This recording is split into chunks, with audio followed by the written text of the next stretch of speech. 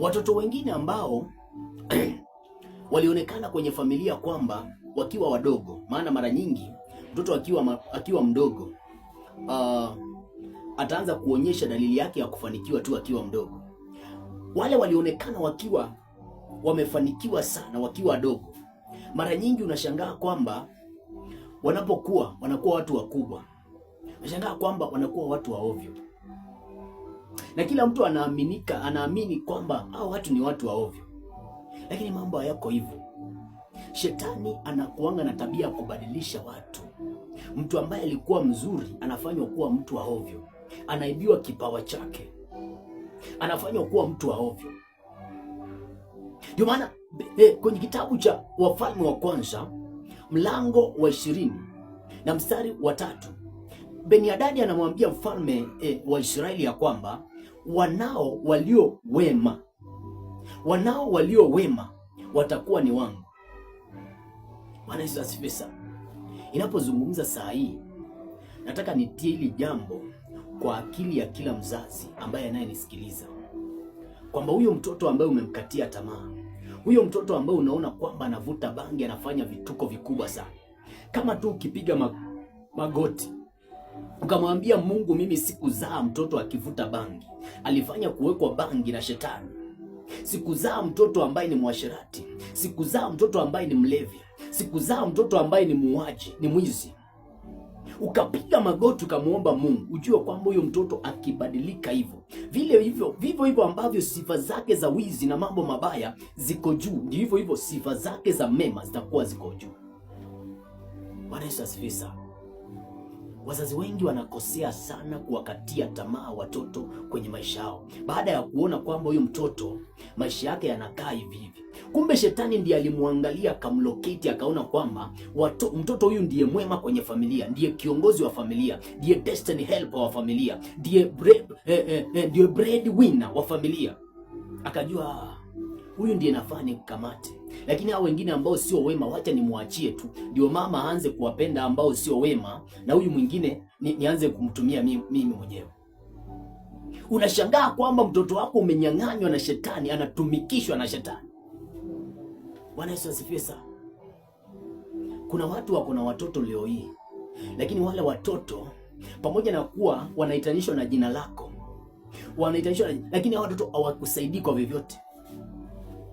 Wanasaidia maroho za pombe, wanasaidia uasherati, pesa zao zote zinaingia kwa uasherati, wanasaidia vitu zingine tofauti. Ndio maana ukisoma kwenye kile kitabu cha Kumbukumbu la Torati, nataka tusome hicho kitabu cha Kumbukumbu la Torati 28:29. Hapo ndio nataka tusome, ndio uone mtoto wako baada ya kuwa shetani amebadilisha anakuanga kitu cha namna gani. 28:29 nasema hivi, 28 Kumbukumbu la Torati 28:29 inasema hivi, utakwenda kwa kupapasa mchana kama kipopo kwa sababu gizani, wala ufanikiwi katika njia zako, nawe siku zote utaonewa na kutekwa nyara, wala apata kuwa na mtu wa kukuokoa. Mstari wa 30 wasema hivi, utaposa mke na mume mwingine atalala naye, utajenga nyumba usikae, utapanda mizabibu usitumie matunda yake, ng'ombe wako atachinjwa mbele ya macho yako, usile matunda yako. Nataka nisome mstari wa 32, hapo ndio nilikuwa na winda. Mstari wa 32 unasema hivi, wanao na binti zako litapewa taifa lingine, na macho yako yataangalia na kuzimia kwa kuwatamani mchana kutwa, wala apata kuwa na kitu katika uwezo wa mkono wako. Bwana Yesu asifiwe sana. Kumbukumbu la Torati 28:32 inasema kwamba wanao watapeanwa kwa taifa lingine. Yaani huyo mtoto ni wako, umeandikisha jina, birth certificate ni yako, lakini huyo mtoto anaenda anatumikia wengine, anatumika kwa wengine, anasaidia wengine.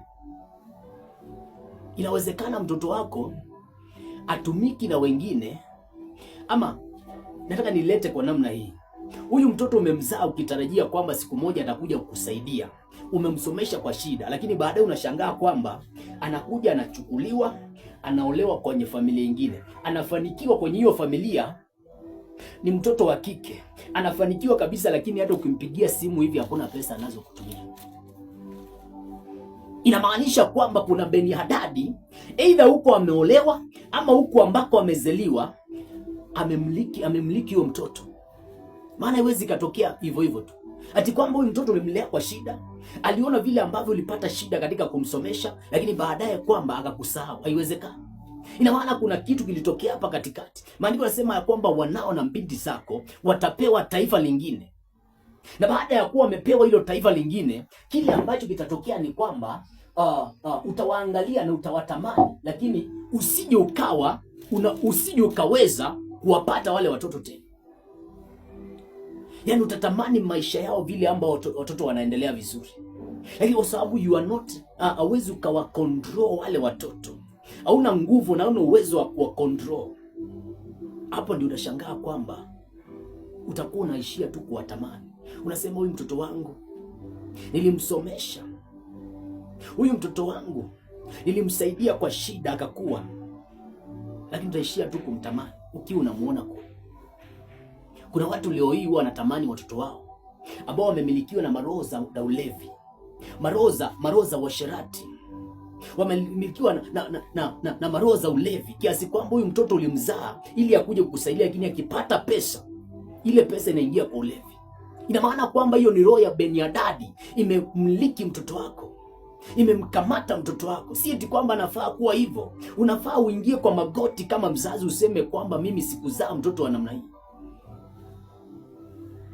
Beni Hadadi anamwambia mfalme wa Israeli ya kwamba wanao na binti zako watakuwa mateka. Wanao na binti zako watakuwa wanao ambao ni wazuri watakuwa ni wangu. Anamaanisha kwamba wale ambao sio wazuri mistaki, lakini wale ambao ni wazuri hao ndio halali yangu. Sijui kama kuna mtoto ambaye ni mzuri kwako saa hii mzazi. Unaona kwamba haka mtoto kio kadogo kako na kipawa cha kupiga piano, kako na kipawa cha kukimbia, kako na kipawa cha kufanya biashara, kako na kipawa chochote kile cha uimbaji. Huyo ndio mtoto ambaye shetani anamuinda sana. Huyo ndio mtoto ambaye Beni Hadadi anamuhitaji ili ammiliki. Kitabu cha Wafalme wa Kwanza mlango wa 20 mstari wa 3 anasema kwamba wanao walio wema, sio wale ambao sio wema, wanao walio wema watakuwa ni wangu. Kama uko na mtoto mwema kwenye maisha yako, unasema huyu mtoto nampenda, ni mwema, umeanza kuona dalili ya vile ambavyo atakuja kuwa mkubwa, umeanza kuona kipawa chake, umeanza kuona vile ambavyo atakuja, unafaa umuombee kuliko mtoto yote yule kwenye maisha yako. Maana shetani anaweza akaacha wale ambao sio wema, lakini akang'ang'ana na huyo mmoja ambaye ni mwema. Maana anajua huyo mmoja akifanikiwa, wewe kama mzazi umefanikiwa. Shida ya wazazi ni kwamba wakiona akiwa mbaya huyu mmoja, wao wanaachana na huyu mbaya, wanamtupa tu na wanakuja kuangalia wao wengine ambao wao wengine ambao wana tabia mbaya. Kumbe shetani alifanya kuwaacha kwa sababu sio wema. Kumbe Beni Hadadi aliwaacha kwa sababu hawana wema wote. Hawana kipawa ambacho kinaweza kikasaidia familia ikainuka. Ndio maana kuna familia ambazo zimefanywa ukiwa leo hii hazijafanikiwa. Maana wale watu ambao walifaa kuwa maana mmewatenga, mmewaachilia. Kuna mtu mmoja ambaye alikuwa anaitwa Yehu. Yehu alipomwagiwa mafuta na Elisha kabla Elijah haja kufa, alimwagiwa mafuta ili akuwe mfalme, lakini alikaa miaka 12 akiwa mtu wa kawaida, kwa sababu kuna uchawi kuna uchawi ambao ulikuwa unatokea kwa huyu mwanamke ambaye alikuwa mchawi. Anaitwaje mwanamke? Bwana Yesu asifiwe sana, ambaye alikuwa ni mke wa Ahabu.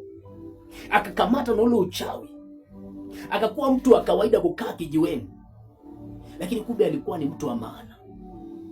Kuna watu wa maana leo hii wanafaa kuwa mbali, lakini kwa sababu wazazi waliwakatia tamaa, kwa sababu jamii iliwakatia tamaa, kwa sababu hao watu wanaonekana kwamba wanafanya matendo mabaya, jamii imewakatia tamaa, inaona kwamba ni watu hawafai tena.